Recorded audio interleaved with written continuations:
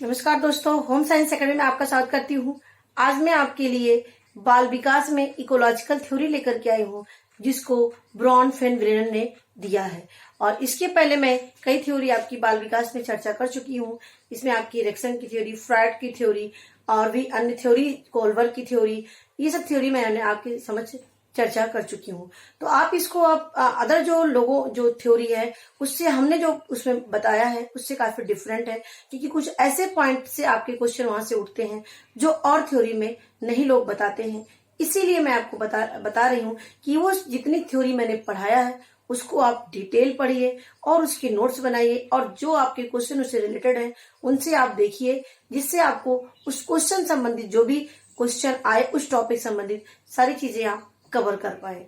तो कहने का मतलब हमारा ये है कि आप जितनी थ्योरी पढ़े हैं, जितनी मैंने बताया है, सारे को आप डिटेल पढ़िए, समझिए और उसका नोट्स बनाइए।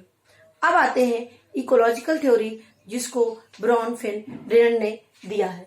इसमें क्या है, ये जो ब्रॉन फेन ब्रेनन ने कहा कि ये एक मतलब कि हम इन्वायरमेंट होता है, और व्यक्ति हो या बच्चा हो, कोई भी हो, उसका इन्वायरमेंट का प्रभाव यानी living and non living thing का उस पर प्रभाव पड़ता है, उसके व्यक्तित्व पर प्रभाव पड़ता है, शारीरिक रूप में प्रभाव पड़ता है, मानसिक रूप में प्रभाव पड़ता है, चारित्रिक रूप में प्रभाव पड़ता है, यानी ऑल ओवर उसकी इन्वायरमेंट का प्रभाव उस बच्चे पर पड़ता है। जैसे आपने कहा, किसी व्यक्ति ने कहा है, किसी महान साइकोलॉजिस्ट ने कहा है, इसने कहा कि मुझे एक बालक दीजिए, मुझे एक नवजात बालक दीजिए, मैं उसको जो भी आप कहेंगे मैं उसको डॉक्टर, वकील, इंजीनियर, चोर, डकैत, जो भी आप कहेंगे मैं उसको बना दूंगा। क्यों उन्होंने ऐसा कहा? क्योंकि ये जो इन्वायरमेंट का प्रभाव है कि जितना उसका प्रभाव बच्चे पर उसका जीन का पड़ता है, उससे ज्यादा कहीं इन्वायरमेंट का प्रभाव पड़ता है। क्यों? क्योंकि बच्चा जन्म लेने के बाद उसका इन्वायरमेंट होता है, इन्वायरमेंट सर्किल होता है, जो इसको डायरेक्ट रूप में और इनडायरेक्ट रूप में उसको प्रभावित करता है, और वो बच्चा उसी कैटेगरी का हो जाता है जैसा उसका इन्वायरमेंट होता है। तो अब यहाँ पर हम चर्चा करेंगे, ये इकोलॉजिकल जो थ्योरी में है, इन्होंने बताया कि इन्वायरमेंट का प्रभाव बच्चे पर पड़ता है। और ये जो है जैसे उन्होंने बताया कि इंडिविजुअल क्या होता है, व्यक्ति इंटरेक्ट होता है किससे? इन्वायरमेंट से, और वो डायरेक्ट और इनडायरेक्ट रूप में वो प्रभावित करता है, और उसी के अनुसार उसके कार्य हो जाते हैं, और उसी के अनुसार उसके जो व्यवहार होते हैं वो भी हो जाते हैं। तो इन्होंने बताया कि ब्रॉन फेन ब्रेनन ने अपनी थ्योरी में बताया, इनके 5 लेवल होते हैं इन्वायरमेंट के। जो बच्चा जैसे जैसे बढ़ता जाता है वैसे वैसे उसकी जो होते हैं उससे अटैचमेंट उसका बढ़ता जाता है, और धीरे धीरे उसका जो दायरा होता है सोसाइटी का, उससे अटैचमेंट और ही बढ़ता जाता है। जैसे यहाँ पर एक एग्जाम्पल आपको देखिए, जैसे यहाँ पर बच्चा है, एक चाइल्ड यानी बच्चा है, इसका प्रभाव इन 5 का है, यानी माइक्रो सिस्टम का, मीजो सिस्टम का, एक्जो सिस्टम का, और इसके बाद मैक्रो सिस्टम और क्रोनो सिस्टम। इन 5 सिस्टम का प्रभाव उस बच्चे पर धीरे धीरे एज के अनुसार उसका प्रभाव पड़ता है। जैसे यहाँ पर बच्चा है तो बच्चे का अटैचमेंट पहले माइक्रो सिस्टम से, फिर मेजो सिस्टम से, फिर उसके बाद एक्जो सिस्टम से, इन सारी चीजों से यानी 5 का प्रभाव उस पर पड़ता है। अब देखते हैं धीरे धीरे इन 5 का। पहला हमारा है माइक्रो सिस्टम।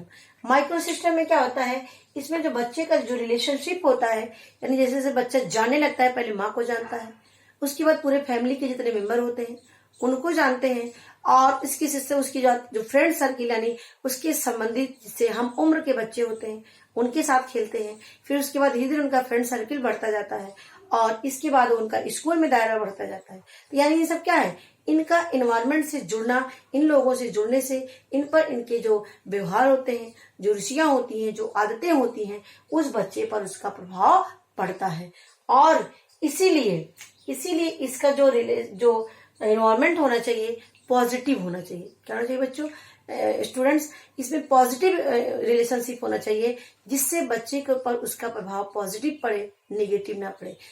जितना इसका पॉजिटिव प्रभाव पड़ेगा उतना ही बच्चों का ग्रोथ और development, physical, mental, social, moral, इन सारे डेवलपमेंट जो है एक सही डायरेक्शन में जाएंगे। अगर इनका प्रभाव, इन्वायरमेंट इसका सही नहीं रहा, इनका जो रिलेशनशिप है सही नहीं रहा, तो उसका प्रभाव नेगेटिव में पड़ता है और उसका व्यवहार भी नेगेटिव होता है। अब आते हैं नेक्स्ट मीजो सिस्टम। दूसरा क्या है, अब यहाँ से बच्चा इसमें पहुंचा, उसके बाद हमारा मीजो सिस्टम पे आया। मीजो सिस्टम में क्या है बच्चों, इसमें क्या है, रिलेशनशिप, यानी इसमें संबंध। अब देखिए कि यहाँ पर मैं आपको एग्जांपल दे करके बताती हूँ। जैसे स्कूल में, जो अच्छे स्कूल में होते हैं, एक क्या होते हैं, पेरेंट्स मीटिंग होती है। क्यों होती है पेरेंट्स मीटिंग? जिससे टीचर्स और पेरेंट्स आपस में शेयर कर सके बच्चे की क्या समस्या है, बच्चा क्या कितना ग्रो कर रहा है, क्या उसकी समस्याएं सामने आ रही, इन चीजों का आपस में जो समस्याएं होती हैं वो एक दूसरे में क्या करते हैं, शेयर करते हैं। और इधर सामने बीच में बच्चा होता है, इधर पेरेंट्स और इधर टीचर्स होते हैं, जिससे उनकी जो कमियां होती हैं वो आपस में बता सकें और बच्चे की जो कमियां हो वो दूर हो सके और एक सही रास्ते में बच्चा जा सके। वही रिलेशन यहाँ पर बता लेते हैं कि मीडिया सिस्टम में क्या है कि जो ये फैमिली है, पीयर है, फ्रेंड्स है, स्कूल है, इनका रिलेशन होना चाहिए। जैसे फैमिली में जितने मेंबर हैं वो स्कूल के साथ रिलेशन होना चाहिए, यानी स्कूल के संबंध अच्छे होने से बच्चे पर उसका प्रभाव पड़ता है। उसके पेरेंट्स मीटिंग में जाने से उस पर भी बच्चे का प्रभाव पड़ता है, जिससे उसकी पॉजिटिव चीजों का पता चले, नेगेटिव चीजों का पता चले और बच्चे को सही डायरेक्शन दिया जा सके। और दूसरी बात, फैमिली का पीयर ग्रुप से रिलेशन होना चाहिए कि कौन सा बच्चा खेल रहा है, किसके साथ बच्चा खेल रहा है, कैसा है उसका व्यवहार, ये सारी चीजें उसके बारे में जानकारी रखनी चाहिए। उसके बाद है फ्रेंड्स और फैमिली, यानी बच्चा उनका जो फ्रेंड्स का दायरा बढ़ रहा है, तो वो कौन से फ्रेंड्स हैं, अच्छे फ्रेंड्स हैं कि मतलब कि बैड हैबिट वाले फ्रेंड्स हैं, इसकी भी जानकारी रखने से, उनके साथ रिलेशन रखने से वो भी पता चलता है। तो कहने का मतलब जो माइक्रो सिस्टम में जितने पॉइंट्स हैं, इन पॉइंट्स का फैमिली से रिलेशनशिप होना चाहिए इन दोनों का, जिससे उसकी पॉजिटिविटी और निगेटिविटी दोनों चीजों का पता चले और सही लाइन बच्चे में दी जा सके। अब तीसरा आता है एक्जो सिस्टम। क्या है एक्जो सिस्टम? इसमें क्या है, इसमें बच्चे पर डायरेक्ट किसका प्रभाव, देखिए इसमें इन दोनों में बच्चों पर डायरेक्ट प्रभाव पड़ रहा था, इसमें बच्चे पर इनडायरेक्ट प्रभाव पड़ता है। क्या पड़ता है इसमें इनडायरेक्ट प्रभाव पड़ता है। इसमें क्या होता है, जैसे कि यदि माँ जो है जॉब कर रही है और वहां का वर्क सिचुएशन बहुत ही ज्यादा कॉम्प्लिकेटेड है, तो उसका प्रभाव बच्चे पर पड़ता है। वहां पर टाइम ज्यादा लग रहा है, वहां पे ज्यादा माँ जो है बहुत इरिटेट हो जाती है, लेकिन जब वो घर पे आती है तो उसका प्रभाव बच्चे पर पड़ता है, यानी बच्चे पर गुस्सा उतारना, बच्चे को सही तरीके से केयर ना करना, तो ये सारे प्रभाव, यानी वर्क सिचुएशन की कमी होने की वजह से बच्चे पर उसका प्रभाव निगेटिव पड़ता है। तो कहने का मतलब वो इनडायरेक्ट रूप में वर्क सिचुएशन प्रभाव बच्चे पर डाल रहा है। दूसरा पॉइंट, नेबरहुड यानी जो पड़ोसी यदि सही नहीं होंगे हमारे, वो उसका भी प्रभाव बच्चे पर, बार बार बच्चों का जाना आना, खेलना, साथ में रहना, इसका प्रभाव भी बच्चे पर पड़ता है। यानी इनडायरेक्ट रूप में वो चीजें सीखेंगे जो हमारे नेबरहुड वाले कर रहे हैं, जो व्यवहार कर रहे हैं वही करते हैं। नेक्स्ट, टीवी, मोबाइल, इन सब जो हमारी मास मीडिया है, इसका भी प्रभाव बच्चे पर पड़ता है, क्योंकि कहते हैं जो बच्चे देखते हैं, सुनते हैं और वही एक्टिविटी जो बच्चा करता है, भले उसको ना सिखाया जाए, लेकिन बच्चा देखते देखते, सुनते सुनते वो चीजें वो करने लगता है। तो ये हमारे होते हैं एक्टिव सिस्टम, जिसका प्रभाव बच्चे पर इनडायरेक्ट रूप में पड़ता है। अब आते हैं माइक्रो सिस्टम। क्या है मैक्रो सिस्टम?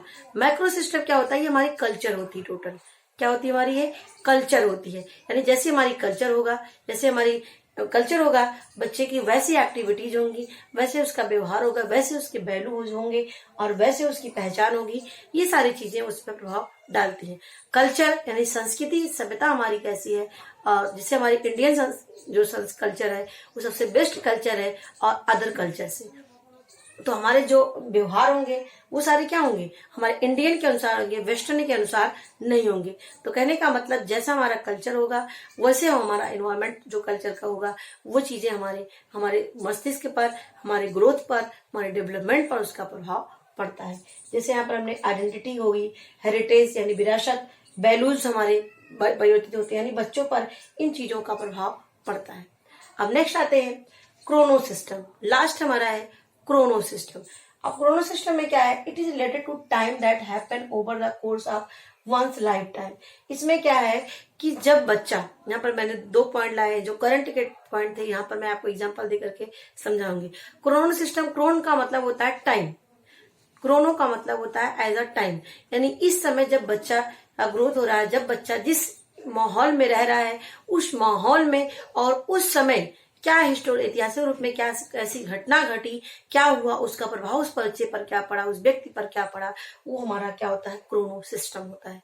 जैसे इस समय आपके कोरोना कहर चल रहा है, इस कोरोना वायरस से बहुत से बच्चे, सभी बच्चे कैद हैं घर में और वो खेल नहीं पा रहे हैं और एक्टिविटीज नहीं कर पा रहे हैं। उसका प्रभाव उनको आजीवन, उनको अगर जानने समझने वाले होंगे तो उनको याद रहेगा कि हाँ, मेरा इस समय ऐसी कंडीशन थी, हमने ये क्रियाएं नहीं कर पाए। जैसे नोटबंदी के समय था, तो नोटबंदी में बहुत समस्याओं का सामना लोगों को करना पड़ा, बहुत से चीजों को उन्होंने समस्याओं को देखा। तो ये सारी चीजें क्या है, ये उस समय थी जिस इन्वायरमेंट में बच्चा था। जो व्यक्ति इस इन्वायरमेंट में रहता है, कोरोना सिस्टम में, उसका कोई घटना जब घट जाती है, उसका प्रभाव उस बच्चे पर, सोसाइटी का प्रभाव उस बच्चे पर पड़ता है। तो ये हमारा आता है क्रोनो सिस्टम में। तो दोस्तों, आपको समझ में आ गया होगा कि ब्रॉन फेन ने इकोलॉजिकल थ्योरी में जो चीजें बताई है। तो ये बातें आप याद रखना कि इन्होंने 5 सिस्टम बताया। क्या क्या, एक बार देख लेते हैं। पहला है माइक्रो सिस्टम, दूसरा है मीजो सिस्टम, तीसरा है एक्सो सिस्टम और चौथा है मैक्रो और लास्ट में है क्रोनो सिस्टम। एक लाइन से इसको याद रखना क्या क्या है, एक बार देख लीजिए फिर से। माइक्रो, मीजो, एक्सो, उसके बाद मैक्रो और लास्ट में हमारा क्रोनो सिस्टम। ये 5 सिस्टम होते हैं और इमीडिएट रिलेशनशिप हमारा फर्स्ट में आता है, माइक्रो सिस्टम में आता है। कल्चर से संबंधित क्या होता है हमारा मैक्रो सिस्टम में आता है। और इनडायरेक्ट प्रभाव क्या किस में पड़ता है, एक्सो सिस्टम में पड़ता है। और टाइम से संबंधित क्या सिस्टम में आता है, वो हमारा क्रोनो सिस्टम में आता है। तो ऐसी चीजों को आप समझ में रखेंगे तो आपको स्टेप बाय स्टेप चीजें भी आपको समझ में आ जाएंगी। तो आशा करती हूँ आपको टॉपिक ये समझ में आ गया होगा और आप अच्छे से इसको पढ़िए और हमारा भी मोटिवेशन बढ़ाते रहिए। हमारे मोटिवेशन को घटाइए नहीं, क्योंकि आपके व्यू देख करके मेरा मोटिवेशन घट रहा है। क्योंकि आप लोग ना तो शेयर करते हो, ना तो लाइक करते हो और ना आप जो हमें कमेंट में कुछ बताते हो। तो प्लीज इसको आप बनाए रखिए और हमारा और आपका जो रिलेशन है वो बना रहे। मेरी वीडियो देखने के लिए आपको धन्यवाद।